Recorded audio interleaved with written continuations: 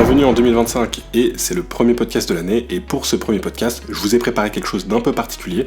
Donc pour une fois, je pense que ce sera plus intéressant de le regarder en vidéo, mais voilà, je vous prépare quand même quelque chose qui sera pertinent en audio, puisque là l'objectif ça va être de vous présenter tout simplement les 25 outils incontournables que je trouve vraiment indispensables pour bien démarrer cette nouvelle année 2025.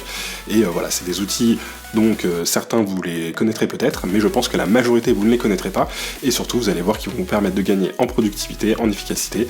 La majorité en plus sont gratuits, donc je vous recommande vraiment de regarder la vidéo jusqu'au bout, ou en tout cas d'écouter le podcast jusqu'à la fin, pour découvrir un petit peu tout ce que je vous ai préparé pour bien démarrer cette nouvelle année. Alors c'est parti, donc le premier outil que je vous recommande vraiment d'utiliser, c'est tout simplement Perplexity. Donc Perplexity, qu'est-ce que c'est ? J'en ai déjà pas mal parlé dans le podcast, mais c'est tout simplement un nouveau moteur de recherche qui utilise l'intelligence artificielle.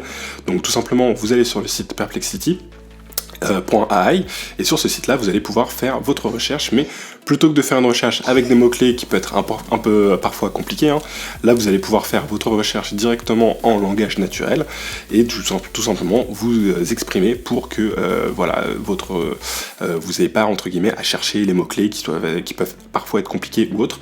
Donc on fait un petit test, là je suis directement sur le site. Si on regarde tout simplement le prochain festival de musique, allez, on va faire un petit test. Il va aller nous chercher les différents festivals qui sont dans notre région. Alors ce qui est intéressant, c'est que du coup il détecte que là par exemple on est en France, et il va aller récupérer ces informations sur plusieurs endroits. Donc là par exemple il nous parle du festival Le Printemps de Bourges, qui sera du 15 au 20 avril, super, et il nous donne pas mal de festivals. Alors on est plutôt sur des choses, on va dire plutôt en France, mais il y a un petit peu de tout. Et ce qui est intéressant, c'est qu'à chaque fois qu'il nous donne une information, il va nous donner la source. Donc là typiquement il s'est basé sur le site de la FNAC pour aller récupérer ces informations là, et il a aussi été récupérer des sources sur Sortir à Paris. Donc voilà, il a récupéré ses sources sur plusieurs sites. En haut on voit les différents sites qui ont été utilisés justement pour récupérer les sources de ces informations-là. Et justement, petit aparté, même si Perplexity il est vraiment bien et il permet de récupérer des informations assez rapidement, il ne faut pas oublier qu'il n'a pas accès à l'ensemble des sites internet. Donc c'est pour ça que des fois quand on fait des recherches un petit peu plus avancées, on peut se retrouver un petit peu à court, et qu'il ne faut pas forcément croire sur parole entre guillemets tout ce que Perplexity va nous donner. Donc là par exemple avec la liste des festivals, s'il y a un petit festival qui a un petit site internet qui n'est pas très bien référencé, ou qui se retrouve uniquement sur des réseaux sociaux ou autres, vous verrez pas tout simplement ce site internet via Perplexity. Mais voilà, de manière générale, c'est toujours pas mal de faire ses premières recherches sur Perplexity, je vous le recommande vraiment, et tout simplement essayer de le remplacer quelques jours à la place de Google et voir si ça vous fait gagner du temps ou pas. Mais moi, de manière générale, je trouve qu'il est assez efficace, et surtout, il y a pas mal de recherches qui peuvent se faire de façon gratuite sans avoir besoin d'un compte pro, donc je vous le recommande. Ensuite, on passe au classique, l'incontournable forcément, ChatGPT tout simplement, parce qu'il y a quand même des petits changements pour ceux qui s'en servent pas énormément, ou pour ceux qui s'en servent pas encore. Bon, déjà ceux qui s'en servent pas encore, vraiment, mettez-vous-y, c'est vraiment important. C'est un peu la base sur la partie intelligence artificielle. Maintenant, on peut plus trop s'en passer. Donc maintenant, vous pouvez utiliser ChatGPT sans avoir de compte. Donc on peut pas faire beaucoup de choses quand on n'a pas de compte. Par exemple, on peut pas choisir le modèle qu'on veut utiliser. Donc le seul accès qu'il y a là par exemple, c'est avec le modèle 4O mini. Donc le modèle 4O mini, qu'est-ce qu'il a ? C'est que c'est un modèle un peu plus light, qui coûte moins cher à OpenAI en termes de puissance de calcul, qui est un petit peu moins intelligent entre guillemets, mais voilà, qui peut quand même faire le boulot pour pas mal de choses. Mais c'est un des sujets aussi avec ChatGPT, c'est qu'il y a pas mal de personnes qui ne servent que de la version gratuite, et qui pensent que la version gratuite, c'est celle qui est disponible pour tout le monde. Mais il y a vraiment une différence entre le modèle 4O mini que vous allez avoir ici et le modèle 4 tout simplement O classique, ou le modèle O1 par exemple, il va vraiment y avoir une très grosse différence. Et donc c'est pour ça que quand vous êtes sur ChatGPT, moi je vous recommande quand même toujours de vous connecter avec un compte, même si c'est un compte gratuit, vous pouvez le faire avec Google, Gmail ou autre, et ça va vous permettre déjà d'avoir un accès un peu plus avancé à ChatGPT. Donc voilà, comme je disais, juste avec un compte même gratuit, vous allez pouvoir accéder à certaines fonctionnalités. Donc par exemple le fait que ChatGPT puisse se souvenir des conversations et qu'il puisse du coup mettre à jour une certaine mémoire. Donc encore une fois, c'est vos données, à vous de voir si vous voulez que l'intelligence artificielle se souvienne de tout ça, d'autant plus qu'avec un compte gratuit, vous n'êtes pas du tout sûr que les données ne soient pas réutilisées pour entraîner derrière le modèle. Et si vous voulez avoir un modèle qui est un peu plus robuste et un peu plus costaud sur sa version gratuite, je vous recommande d'aller faire un tour du côté de Claude. Donc Claude, à quoi ça ressemble ? Ça ressemble à ça tout simplement. Vous allez pouvoir discuter avec Claude directement. Et vous allez pouvoir voir différents types justement de modèles qui sont proposés, et en gratuit vous pouvez avoir accès au modèle 3.5 Sonnet, et ce modèle il est assez performant, il est surtout très très bon pour tout ce qui est lié au développement. Donc si vous faites un peu de codage, Claude ça reste un classique à utiliser, et sinon moi je trouve que c'est toujours bien d'utiliser un peu les deux. Des fois entre ChatGPT et Claude vous pouvez avoir des tournures de phrases un peu différentes, des façons de synthétiser des informations un peu différentes, donc je vous recommande de le tester pour votre cas d'usage. Et surtout ce qui peut être intéressant des fois c'est de faire par exemple si vous voulez faire un document, admettons je sais pas, vous voulez faire un CV ou une lettre de motivation, vous pouvez le faire sur ChatGPT, et ensuite le résultat vous pouvez l'envoyer à Claude et demander à Claude s'il n'y a pas des idées de correction, d'amélioration ou autre à faire. Ce genre d'aller-retour ça fonctionne toujours assez bien, même si vous le faites sur une seule intelligence artificielle, quand vous commencez à faire des processus un petit peu de répétition comme ça, des processus itératifs, c'est quelque chose qui fonctionne plutôt bien. Et là, du coup, si vous passez de Claude à ChatGPT, ça peut être assez efficace pour avoir quelque chose d'un peu plus affiné, mais forcément, ça demande toujours un peu plus de temps, ça demande potentiellement d'avoir un abonnement, voire les 2 abonnements, donc voilà, c'est plus pour information, par curiosité, je vous recommande quand même d'aller toujours y faire un petit tour, c'est un classique et un indispensable. Alors le prochain que je voulais vous présenter, on en a parlé un peu la semaine dernière, c'est le modèle DeepSeek. Et le modèle DeepSeek, il est assez intéressant parce que justement, il a cette possibilité d'avoir un fonctionnement de réflexion avancée, comme ce que peut faire le modèle O1, sauf que ce fonctionnement avancé, il est capable de le faire dès tout simplement la version gratuite, et ça c'est plutôt cool. Déjà il est très peu limité en version gratuite, et il a cette fonctionnalité du coup de recherche avancée avec le DeepSeek, et il a aussi une fonctionnalité de recherche qui permet tout simplement au modèle de rechercher sur internet. Donc vous pouvez pas faire les deux en même temps, soit vous faites quelque chose où vous avez la partie réflexion approfondie, soit vous faites la partie recherche sur internet, mais en tout cas c'est plutôt intéressant parce que les deux sont disponibles gratuitement, ce qui n'est pas du tout le cas avec le modèle par exemple de ChatGPT. Donc je vous recommande d'y faire un tour avec une petite pointe de sel. Il ne faut pas oublier que c'est un modèle qui est développé par une entreprise chinoise, et que donc il y a certaines choses qu'on ne peut pas dire ou qu'on ne peut pas demander sur le modèle, et qu'il y a des choses qui passent pas forcément très bien. Du coup je crois que j'ai vu un petit exemple qui m'a été donné sur la dernière vidéo que j'ai faite. On va le tester du coup, c'est est-ce que est-ce que la Chine est une démocratie ? On va voir ce qu'il nous raconte. Hop là. La Chine est une république socialiste dotée d'un système de démocratie socialiste. Le système politique chinois est unique et adapté aux conditions spécifiques du pays. Il est dirigé par le Parti communiste chinois et met en œuvre un système d'assemblée populaire qui est la forme fondamentale de gouvernement en Chine. Ce système reflète la volonté du peuple et assure que le pouvoir de l'État appartient au peuple. La démocratie en Chine est une démocratie populaire sous la direction du Parti communiste chinois, qui est le noyau dirigeant de la cause socialiste en Chine.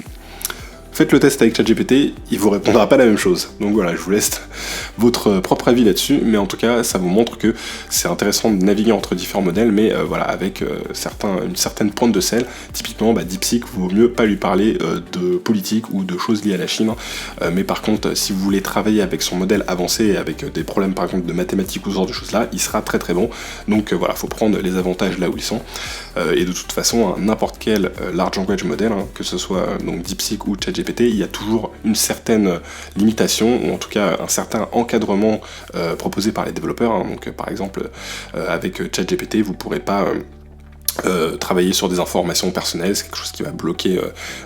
Si vous essayez de travailler sur des informations qui ont été flaguées, qui ont été notées comme des informations personnelles, ça peut faire planter le modèle. On en avait parlé il y a quelques semaines avec certains mots, noms, prénoms qui faisaient complètement planter ChatGPT. Et il y a certains blocages. Si vous lui demandez comment on fabrique une bombe, il va pas vous répondre.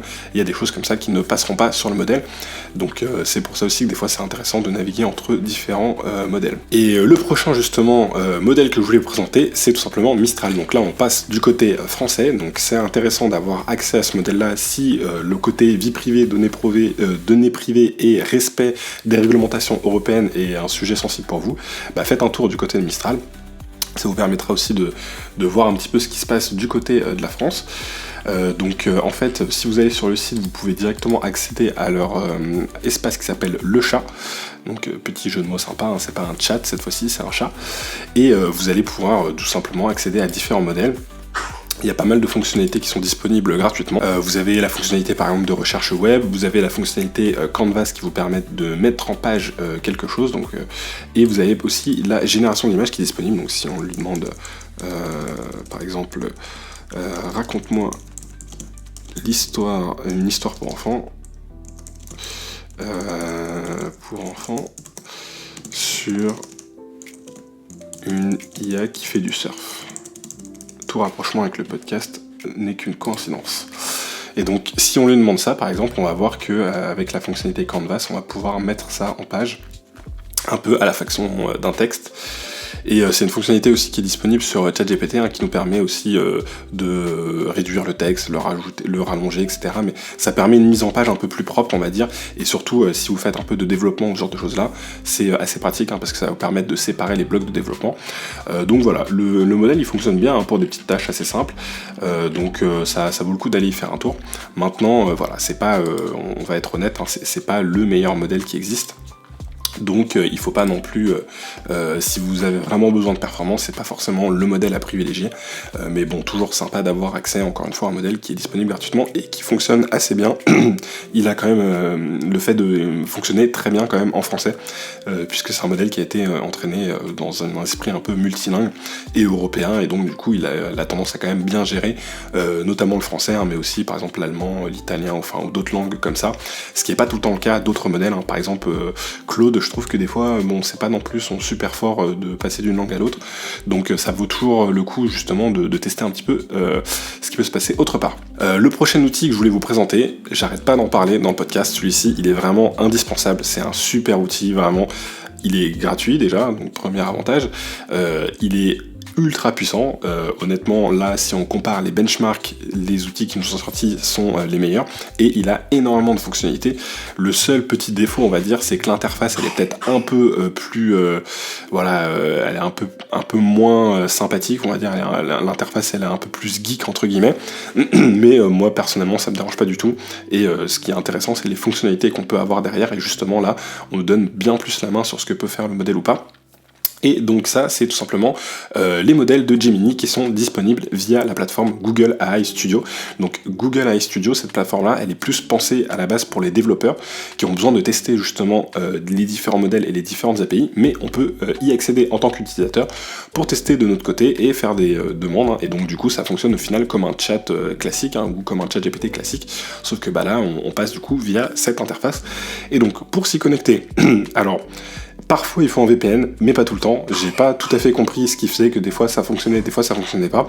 Donc là je vous ai mis un exemple, quand vous allez vous connecter pour la première fois, il va vous forcément vous demandez s'il peut utiliser vos données pour l'entraînement de l'intelligence artificielle, et il va vous prévenir que les données, si elles sont confidentielles, elles peuvent être derrière réutilisées pour l'entraînement, donc faites bien attention. L'outil il est gratuit, mais il n'y a rien de vraiment gratuit, quand c'est gratuit c'est vous le produit, et donc là typiquement on est là-dedans. Donc les données qui transiteront via Gemini, même si elles sont anonymisées derrière, elles vont être potentiellement réutilisées pour l'entraînement de l'intelligence artificielle, donc gardez-le en tête quand vous vous en servez.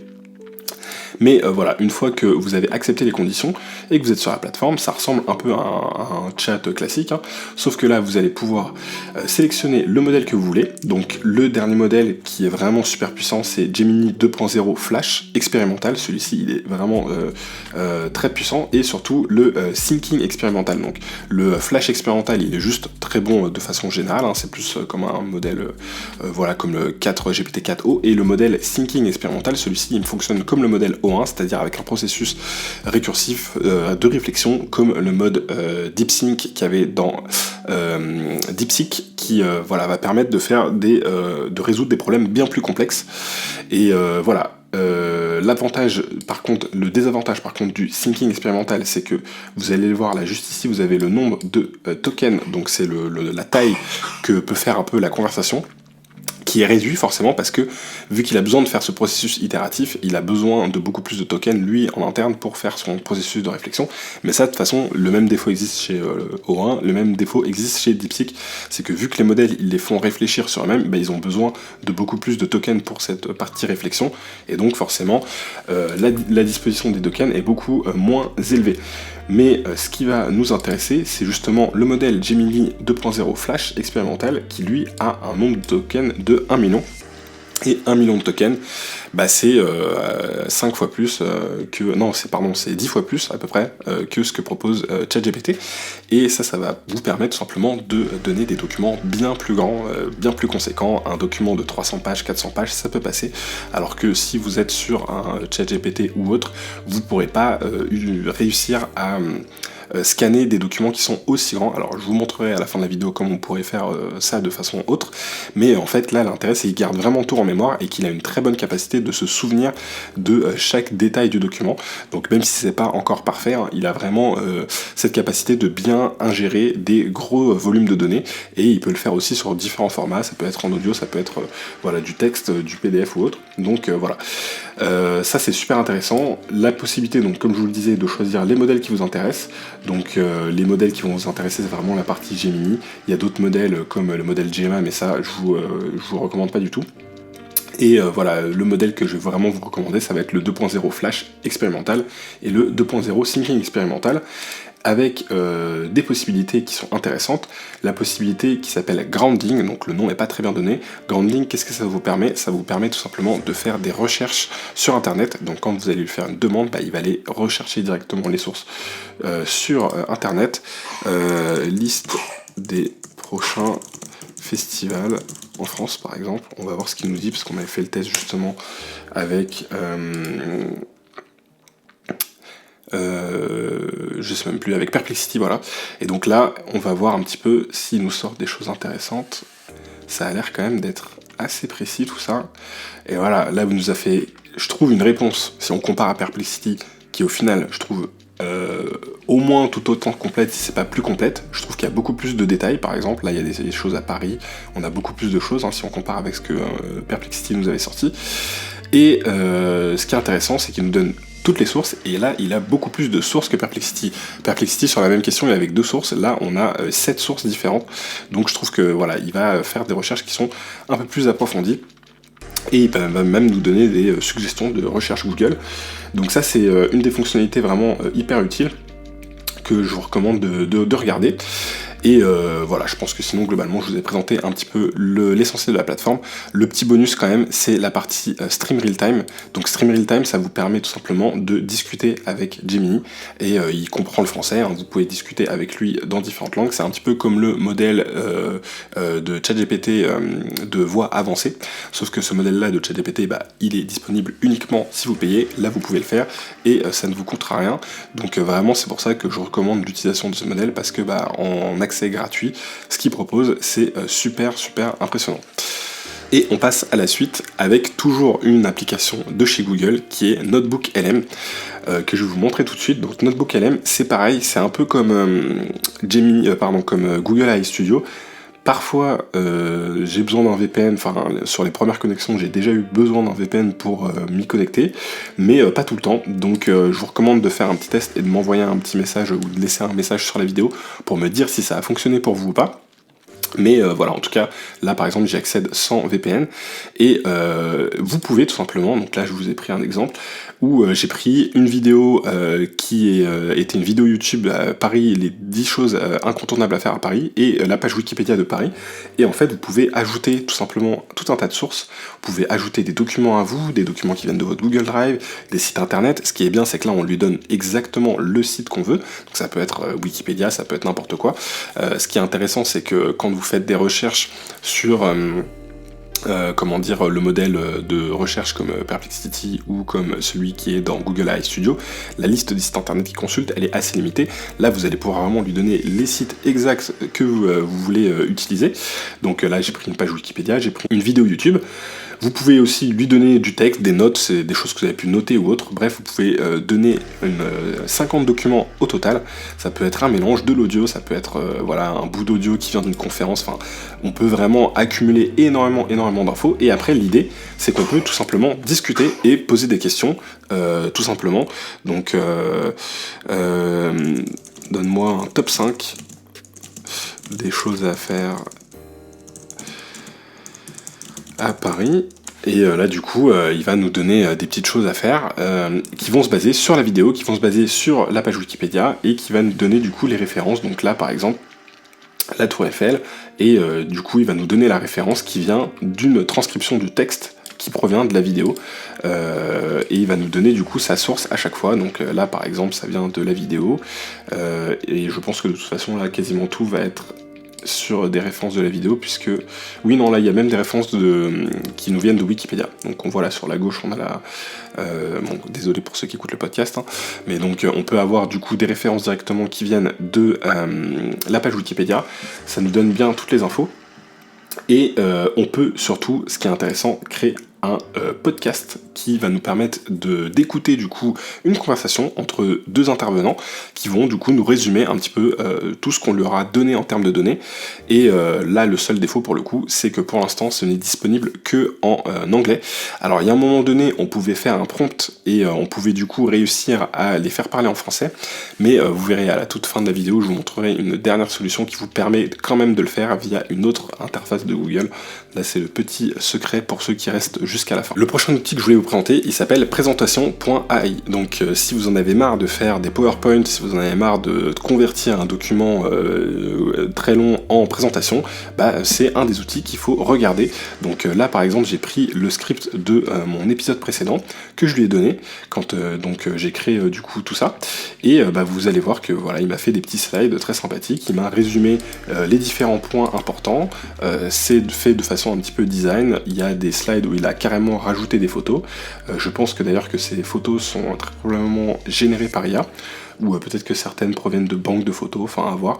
Mais en tout cas, ce qui est intéressant, c'est qu'il nous a fait une belle petite présentation qui résume un petit peu tout, et ça on peut le faire de différentes façons. On peut carrément créer de toutes pièces à partir d'un prompt. Donc voilà, là on va lui faire par exemple un cas d'étude à propos de présentation.ai, qui est la plateforme du coup permettant de générer des présentations grâce à une IA. Et on peut choisir la langue qu'on va utiliser, et ça va nous générer du coup le titre, les différents points, etc., les détails, et aller jusqu'au détail des slides pour qu'on puisse à la fin avoir une présentation qui soit assez intéressante. Et voilà, là il nous a fait notre petit slide, et donc du coup on peut naviguer entre les différents slides, et vous voyez qu'ils sont animés, c'est joli, ça nous met des petits points partout. On peut choisir après le modèle ou autre qu'on utilise, hein. Mais là il nous a mis des petits graphiques. Donc voilà, ça peut être assez sympa pour faire une présentation assez rapidement et assez efficacement. Après, c'est pas forcément la solution, enfin il n'y a pas que cette solution qui est intéressante, je parlerai avec une autre solution juste après. Moi je trouve que parfois celle-ci elle est un peu verbeuse, surtout si vous vous basez sur des documents qui sont assez riches en termes de texte. Je trouve qu'elle n'a pas une très bonne capacité synthétique. Mais du coup c'est pour ça qu'on a des concurrents et qu'on a plusieurs outils. Et donc la prochaine solution que je voulais vous présenter, elle s'appelle gamma.app, et là sur cette solution vous allez pouvoir faire la même chose, mais je trouve que en termes de rendu, c'est beaucoup plus synthétique et beaucoup plus visuel.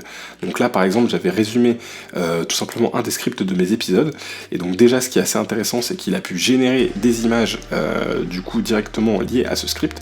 Donc là en l'occurrence c'était une news sur Timbaland qui avait fait un partenariat avec Suno, et donc il a pu générer des images qui je trouve sont assez pertinentes, qui restent dans le thème du template qu'on a choisi. Donc ça c'est aussi cool parce qu'on garde une cohérence un peu graphique du début à la fin de la présentation. Et je trouve qu'au niveau des schémas et voilà des choses qu'ils présentent, c'est un peu plus synthétique, ça ressemble plus à une présentation, et ça évite de nous faire des gros pavés de texte. Et forcément on peut éditer chaque chose, hein. On peut modifier chacune des cases, modifier les graphiques, etc.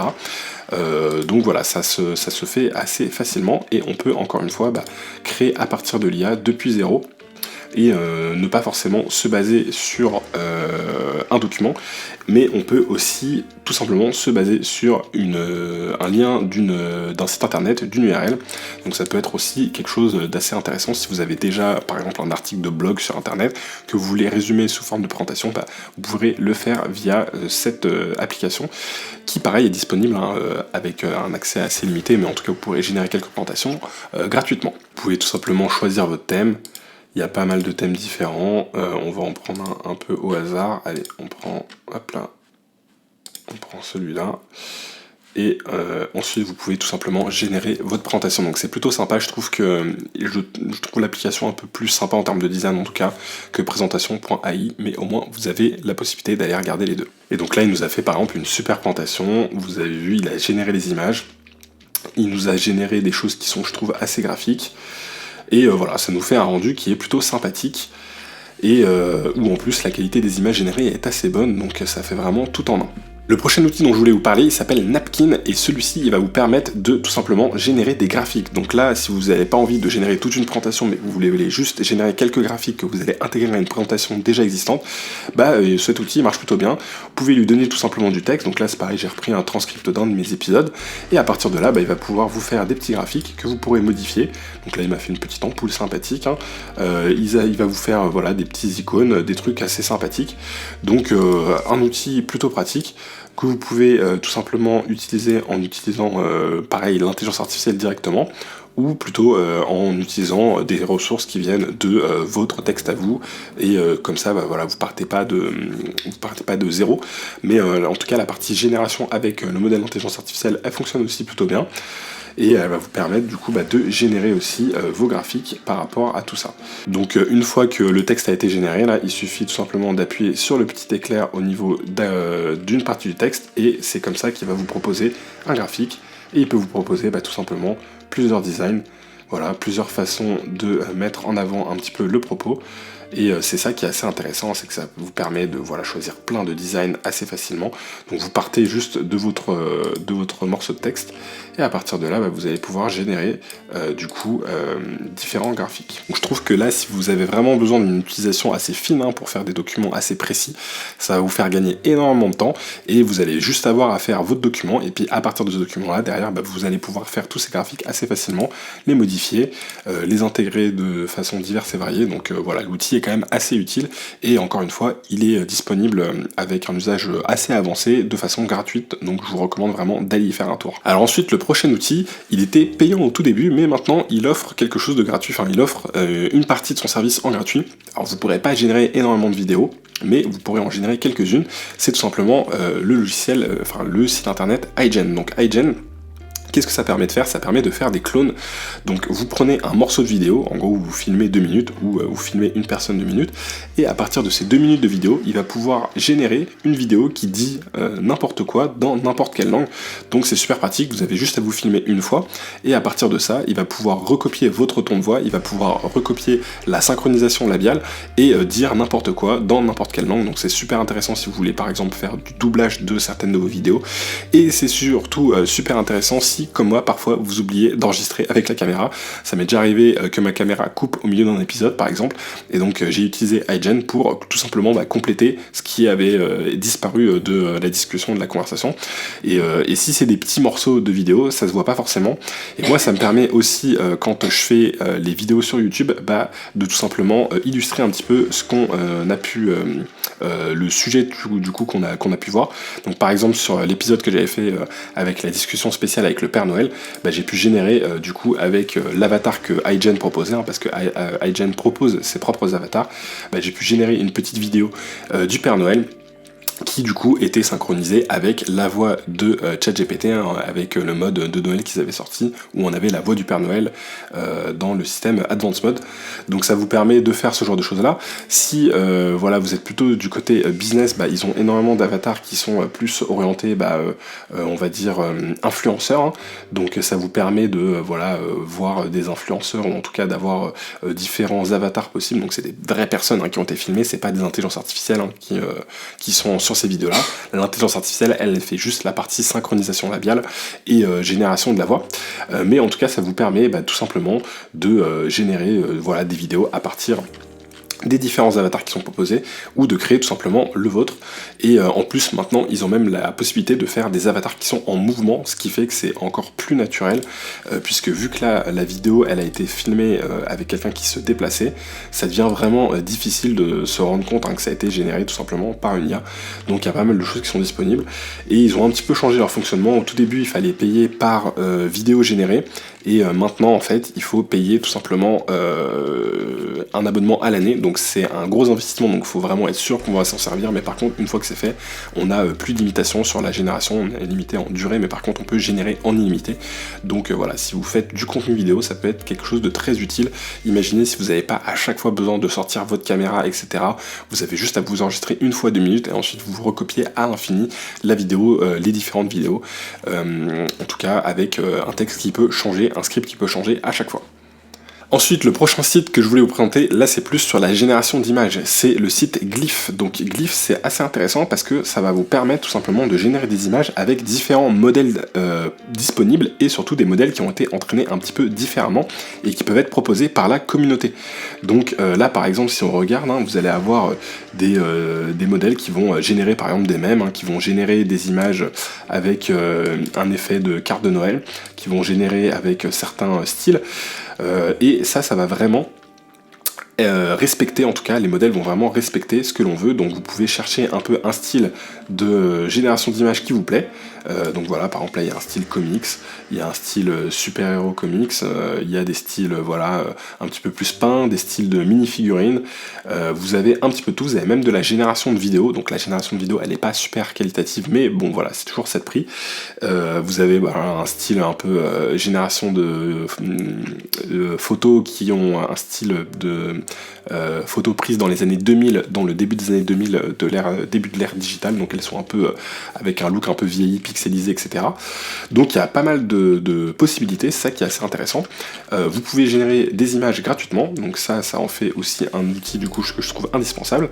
Et voilà, je vous ai mis quelques petits exemples. Il y a pas mal de vidéos pas mal de photos que je poste ensuite sur le compte Instagram que j'ai pu générer avec ce logiciel.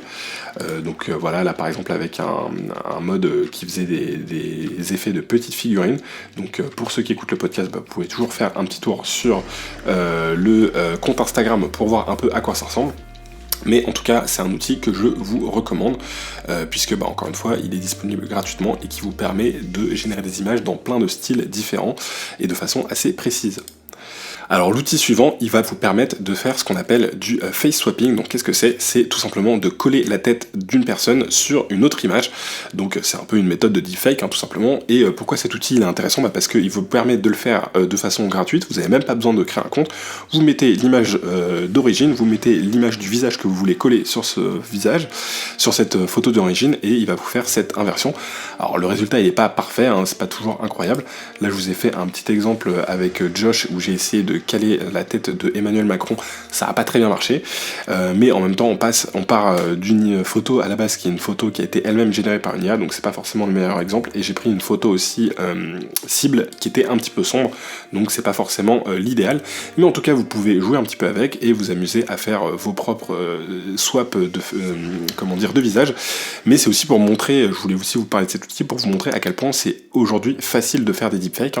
Voilà, là j'ai vraiment fait ça assez rapidement, donc le résultat n'est pas incroyable, mais en prenant un peu son temps, en prenant deux photos qui sont assez similaires, vous pourrez facilement échanger le visage de deux personnes, et voilà, c'est quelque chose maintenant qui est facile d'accès. Vous n'avez même pas besoin de compte, vous n'avez même pas besoin de payer quoi que ce soit, et si vous voulez après pousser encore plus là-dessus, il y a des outils qui sont encore plus performants dans ce sens-là, et faut pas oublier que des personnes mal intentionnées ou des pirates ou autres ont accès à ces solutions-là, donc maintenant il faut se méfier, et faut vraiment prendre avec une pincette toutes les photos qu'on peut voir sur internet, même si maintenant il y a des choses qui arrivent pour justement réussir à mieux authentifier les images. Aujourd'hui on arrive à un niveau où les images générées par intelligence artificielle ne sont tout simplement pas reconnaissables, et où voilà, un humain n'est pas capable de toujours savoir si c'est généré par une IA ou pas, surtout quand on est sur des modèles qui sont assez qualitatifs. Donc voilà, c'était aussi pour faire une petite partie prévention.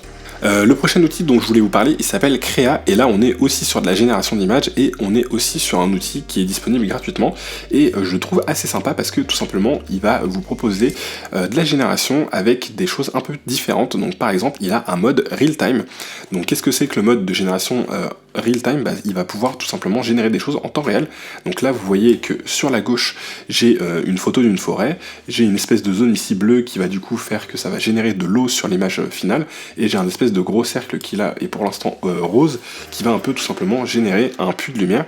Et si je change tout simplement la couleur de ce cercle là, on va voir que l'image va changer en temps réel. On va pouvoir passer du coup sur un bleu nuit, et puis après du coup sur plutôt des images vertes. Et si je le mets plutôt sur du jaune, là il va carrément m'afficher la sphère qui va être un petit peu géante, mais si on l'imagine un peu plus petite et que je la mets un peu plus en hauteur, voilà, ça va nous faire tout simplement un coucher de soleil. Donc ça peut être super intéressant quand vous voulez générer une image et que vous avez vraiment quelque chose en tête, mais que vous n'arrivez pas à générer exactement ce que vous voulez. Ce genre d'outil, ça peut être super sympa. Et voilà, il y a aussi plein d'autres fonctionnalités, il y a une galerie, vous pouvez voir un petit peu ce que les autres personnes ont pu générer avec ça, et vous pouvez tout simplement générer des images un peu de façon classique. Et le modèle qui est utilisé derrière, c'est le modèle Flux, qui est du coup un modèle qui est très très puissant et très intéressant, et surtout qui peut être un petit peu personnalisé. Donc là, je vous ai mis quelques exemples. On peut par exemple générer des petits robots, mais avec un style de peinture japonaise, ou avec un style plutôt de photo réaliste, ou tout simplement avec le modèle de base Flux un peu plus classique, du coup qui nous fait un mix un peu 3D réaliste plus ou moins.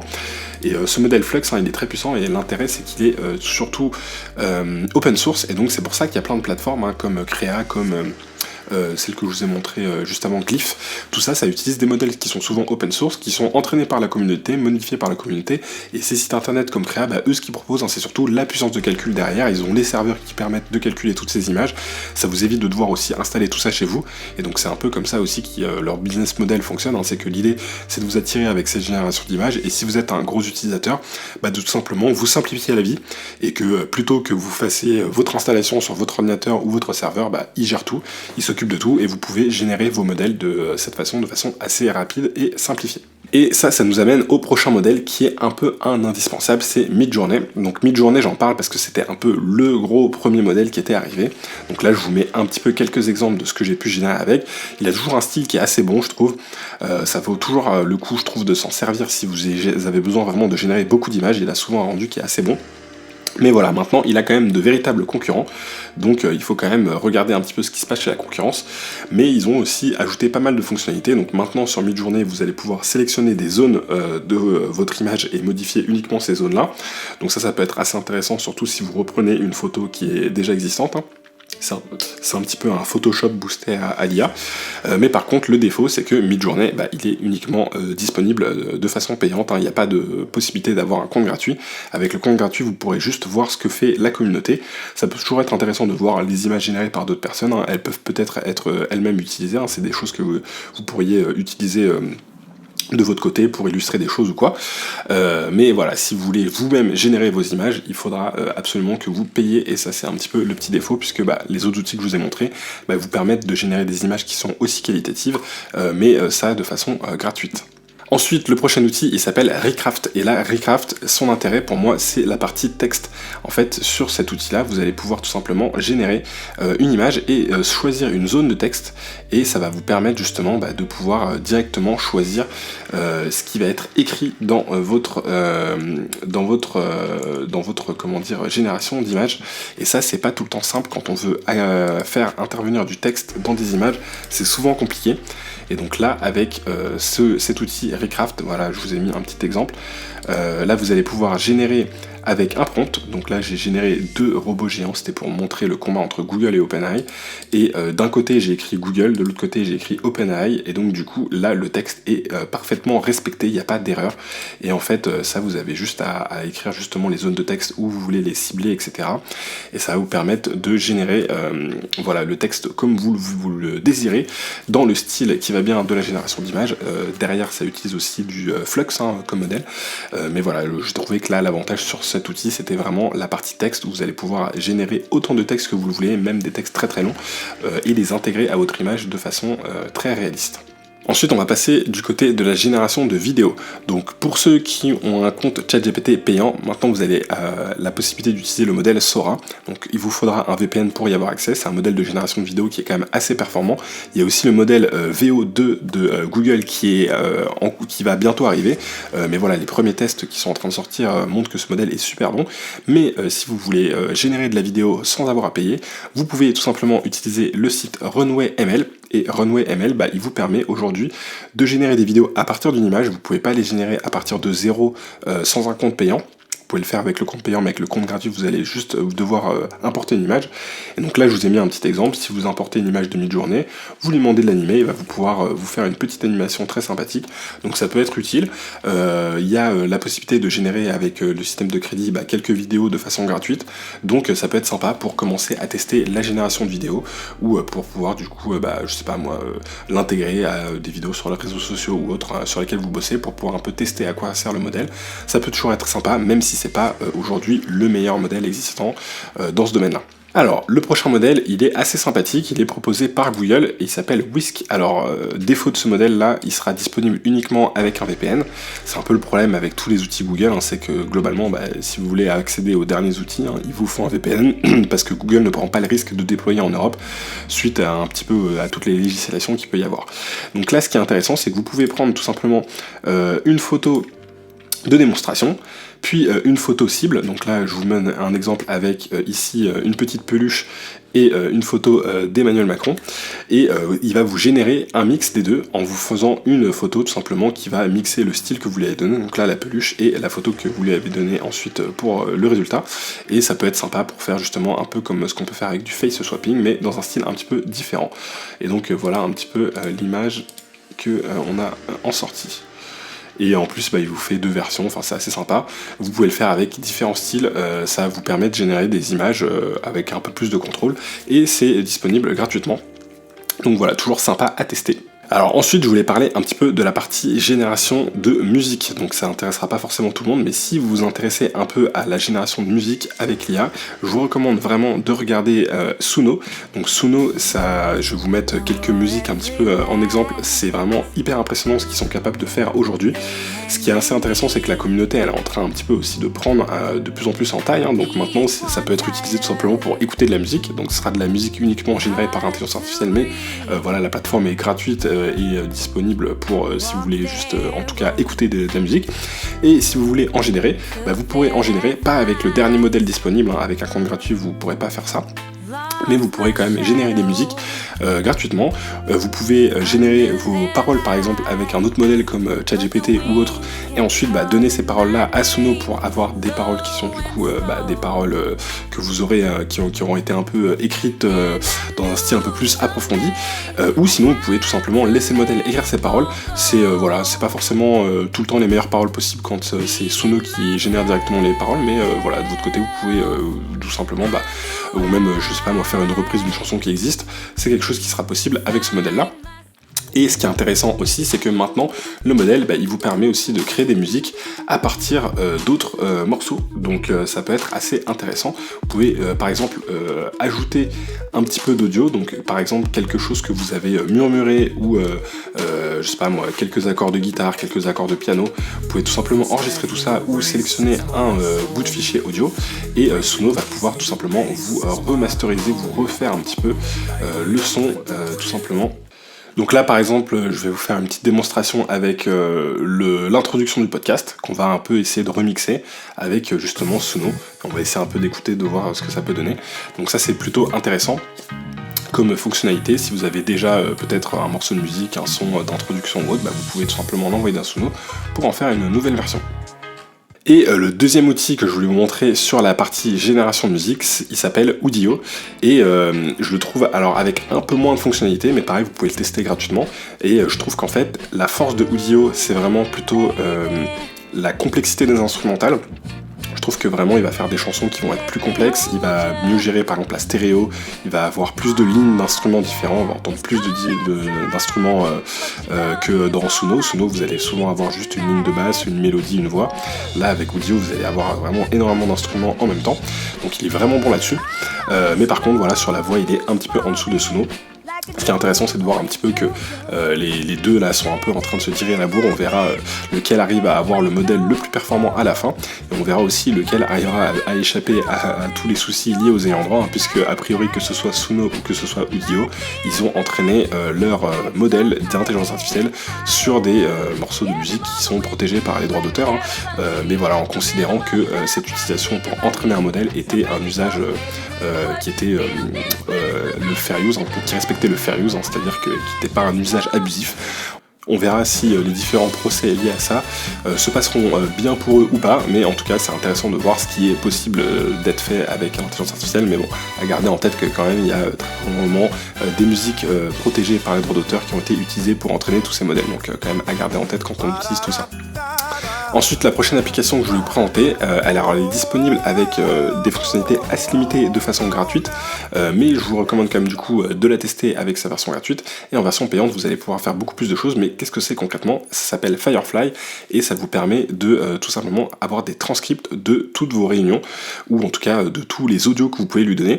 Donc par exemple, si vous faites une réunion sur n'importe quelle application, hein, que ce soit Zoom, que ce soit Teams, que ce soit Google Meet, peu importe, vous allez pouvoir inviter Firefly, le petit assistant Firefly, dans le meeting, et il va enregistrer tout ce qui se passe, et à la fin il va pouvoir vous faire une transcription complète de ce qui s'est dit pendant la réunion, et il va surtout pouvoir vous donner un résumé. Donc moi par exemple je m'en sers pour faire les descriptions de mon podcast. Si vous vous demandez comment je fais mes descriptions de podcast, je m'amuse pas à les lire à chaque fois, c'est systématiquement à chaque fois avec Firefly que j'ai un petit résumé du coup du podcast, que j'ai les différentes notes sur tout ce qui a pu se passer sur ce dernier, et après moi ce que je peux faire c'est envoyer ce transcript sur une autre intelligence artificielle pour faire par exemple la partie watermark, ou pas watermark, la partie timestamp, où ça va pouvoir donner les différentes catégories, les différentes sections du podcast, et c'est comme ça qu'à chaque fois je découpe mes épisodes en quelques secondes sans me prendre la tête à réécouter tout l'épisode en disant bah voilà, de 5 minutes à 10 minutes je parle de ça, de 10 minutes à 15 minutes je parle d'autre chose. Donc ça vous permet de faire tout ça de façon bien plus rapide et transparente. La prochaine application, elle s'appelle Coral AI, et celle-ci, elle est vraiment super intéressante quand vous avez besoin de travailler avec des très très gros fichiers, des très gros PDF ou des très gros fichiers doc, peu importe. Donc là, je vous ai fait un petit exemple. Si vous prenez par exemple ce livre, donc j'ai pris les origines des espèces de Darwin.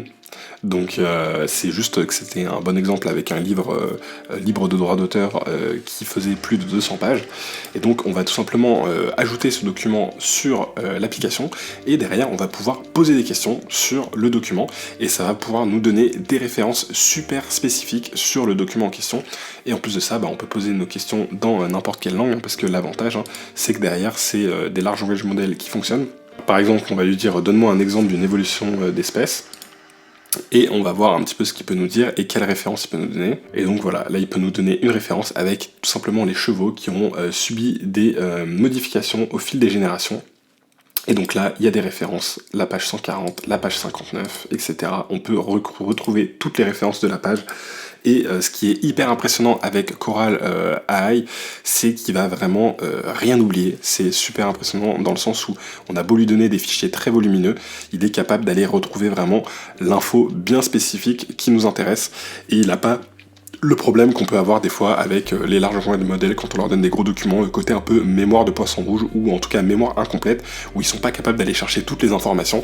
Là il va vraiment pouvoir récupérer n'importe quelle section du document que vous lui aurez donné, donc vraiment il est super intéressant. Moi je vais me mettre à m'en servir de plus en plus puisque je l'ai découvert assez récemment et je vous en reparlerai sur mes cas d'usage un peu dans la suite de cette année. Et enfin, pour terminer, on va parler de deux applications cette fois-ci que vous allez pouvoir installer directement sur votre ordinateur. Donc là, contrairement au site internet, etc., que je vous ai présenté un petit peu avant, là c'est quelque chose que vous allez directement utiliser sur votre machine. Donc ça peut être intéressant dans le sens où si vous n'avez pas internet, là au moins ça fonctionne, et ça permet aussi de s'assurer la confidentialité des données, parce que là au moins vu que tout ça va fonctionner sur votre machine, vous êtes sûr que les données elles partent pas sur des serveurs à l'étranger ou autre. Donc ça c'est aussi assez intéressant. Par contre ça fonctionne pas avec tous les ordinateurs. Si vous avez un ordinateur qui est pas très puissant, certains modèles risquent de ne pas fonctionner. Si vous avez un MacBook par exemple avec une puce M type M1, M2 ou autre, ça fonctionne très très bien, donc ça c'est l'avantage. Mais voilà, si vous avez un ordinateur suffisamment puissant, surtout avec pas mal de mémoire au niveau de la carte graphique, vous pouvez quand même faire fonctionner pas mal de choses. Et c'est tout simplement pour vous éviter d'avoir tout à installer à la main. Et donc tout simplement, vous allez télécharger ce petit outil qui s'appelle Pinocchio, et avec ce dernier, vous allez pouvoir derrière, par la suite, choisir les modèles que vous voulez, qui sont tous des modèles open source. Il y a de la génération d'images, il y a des choses qui permettent de faire du face swapping par exemple, il y a des choses qui permettent de animer des images, enfin voilà, il y a plein de choses qui sont disponibles, de faire de l'audio, etc. Et tout simplement, vous pouvez choisir le modèle qui vous intéresse, l'installer en quelques clics, et ça vous évite de faire une installation assez complexe en passant par GitHub, en passant par Hugging Face, etc. Des choses qui sont assez compliquées. Là, en quelques clics, vous allez pouvoir installer des modèles open source sur votre machine pour pouvoir les tester et les utiliser. Et le deuxième outil que je voulais vous présenter qui fonctionne un petit peu de la même manière, il s'appelle LM Studio. Et là, c'est pareil, vous l'installez en un clic sur votre ordinateur. Et une fois qu'il est installé, vous allez pouvoir du coup choisir quel modèle vous voulez utiliser, quel langage vous allez pouvoir choisir quel large language model vous voulez utiliser. Donc là, ce sera des modèles qui seront open source. Donc par exemple Llama, Llama 3, qui est le modèle de Meta. Et ensuite, vous aurez juste à lancer l'application sur votre ordinateur. Et donc du coup, vous allez pouvoir charger un modèle open source et vous allez pouvoir lui poser une question et il va pouvoir vous répondre. Et voilà, vous pouvez voir que ça peut fonctionner de façon très rapide. Donc après, ça dépend encore une fois de la machine que vous avez. Moi, en tout cas, sur mon ordinateur, enfin sur mon MacBook, ça fonctionne très bien. Et ça va vous permettre d'avoir des réponses et d'avoir accès à un large language model qui fonctionne aussi du coup sans Internet et qui peut fonctionner avec vos propres documents, etc. Donc c'est plutôt assez intéressant si vous voulez avoir une utilisation plutôt locale de l'intelligence artificielle. Et enfin, pour conclure, le petit bonus, donc là je vous préviens, ce ne sera pas accessible pour tout le monde, c'est le projet Illuminate, qui est un des projets de Google. Donc il faut demander un accès, et l'accès il est distribué voilà, un petit peu au bonheur à la chance. Donc moi j'ai réussi à avoir un accès en tout cas, et ce projet-là, il vous permet tout simplement d'avoir accès à la fonction de génération de podcast qu'on avait vu dans Notebook LM, sauf que cette fois-ci, vous pouvez au moment de la génération lui donner des instructions assez précises. Et donc moi je me suis amusé à lui donner dans les instructions, lui demander de faire uniquement une réponse en français, en utilisant uniquement le français. Et là, par exemple, j'ai pris le résumé d'une vidéo qui parlait d'intelligence artificielle et d'informatique quantique, et il a pu me générer du coup un audio en français qui est de bonne qualité, donc j'ai été vraiment étonné, il y avait vraiment très peu d'erreurs, donc je vous ferai un petit peu écouter l'exemple sur la fin de l'épisode, mais voilà, c'est assez impressionnant de voir que maintenant on va pouvoir bientôt générer des podcasts tout simplement, donc il y aura bientôt plus besoin de podcasteurs, bientôt plus besoin aussi de youtubeurs, puisqu'on pourra générer tout ça par intelligence artificielle. Mais bon, bien évidemment, je pense qu'on a un petit peu de temps avant que ces intelligences artificielles elles aient suffisamment de personnalité pour que tout ça soit intéressant. Et donc voilà, en tout cas j'espère que le podcast vous a plu, j'espère que la vidéo vous a plu. Pour ceux qui écoutent le podcast, j'espère que le fait que je donne un petit peu des exemples vous donnera un petit peu la curiosité d'aller voir la vidéo sur YouTube. Et voilà, en attendant, je vous souhaite une très bonne année 2025 et surtout mettez-vous à utiliser tous ces outils. Maintenant vous n'avez plus d'excuses, là je vous ai fait une liste super longue de plein d'outils à tester et du coup profitez-en pour tester tout ça, me faire un petit retour en commentaire et sinon on se retrouve la semaine prochaine. Allez, ciao. Bienvenue à cette discussion sur l'IA et l'informatique quantique. On plonge directement dans le vif du sujet. Pensez-vous que ces technologies révolutionneront notre quotidien dans un futur proche ?